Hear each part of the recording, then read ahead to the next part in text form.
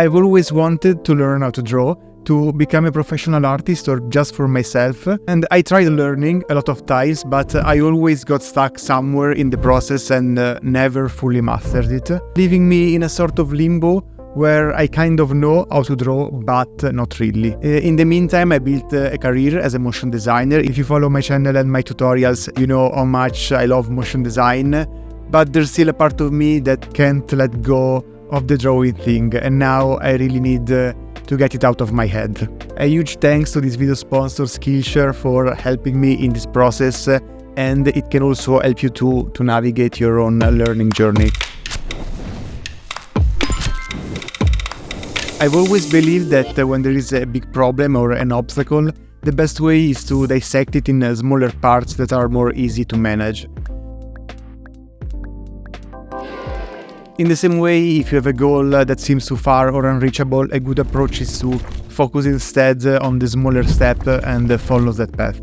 The problem is learning how to actually draw is such a big and complex task that it's really hard to break it down the right way. Each of those areas branches off into other subtopics. They all overlap and mix together, and it makes it really hard to follow a clear direction. And that lack of a clear path is one of the main reasons I never managed to learn how to draw in the past. That and also laziness and fear of failure. Anyway, not having a proper structure was a huge problem for me. It's something I struggled with even in high school and university, because you have to learn how to learn. You need a study method, and I was never good at that. I will just throw stuff at the wall, hoping it will stick. So to fix that, I'm putting together a really detailed but not too strict learning map to create some order and give myself a path to follow. I really believe this is going to make a big difference in how I learn. Also, this map is not set in stone. I'm sure over the next few months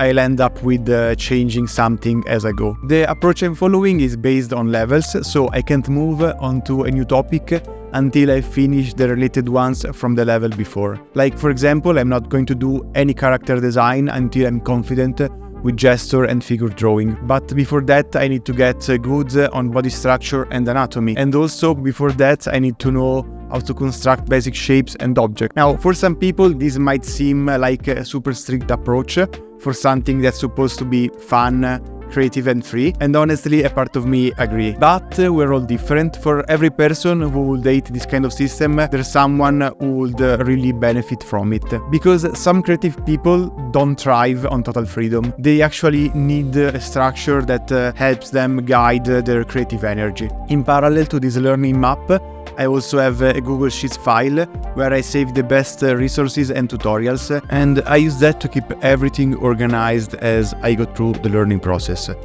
which consists basically in taking notes by hand and writing down in a very schematic style the theory.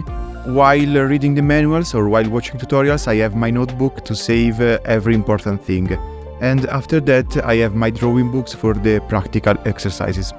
For this first part, I am focusing on doing everything on paper to interiorize everything better, but paper and tablet have a real different feel and drawing dynamics, so I am already practicing the same exercises also on digital. And later in the process, probably I will focus way more on digital than paper. One of the best resources I have with me on this learning journey is our sponsor Skillshare. You probably already know Skillshare and how with them you can find thousands of interesting classes about creativity, animation, illustration, design, and so many other topics. But one of the main reasons I think Skillshare can be extremely helpful if you, like me, are trying to learn how to draw is that you don't just get isolated video tutorials that stand alone by themselves. Here you have a structure, which is exactly what this video is about. On Skillshare you can go to the learning path section and find organized selection of sequential classes. This way, you know that your energy is being spent wisely and towards a real objective. In particular, the learning path Discover the Art and Science of Drawing by Brent Evison is incredible and is a huge help to me. Now, I'm just at the beginning because I want to focus on building strong fundamentals, but I'm already looking at the next topics and have found other classes that I can't wait to try. So if you are curious, check the link in this video description because the first 500 people that use it will receive a 1 month free trial of Skillshare. In the first level of my learning map, I'm focusing on the construction module, which revolves around shapes, solids and perspective. Okay, in the beginning, let's be honest, is just boring.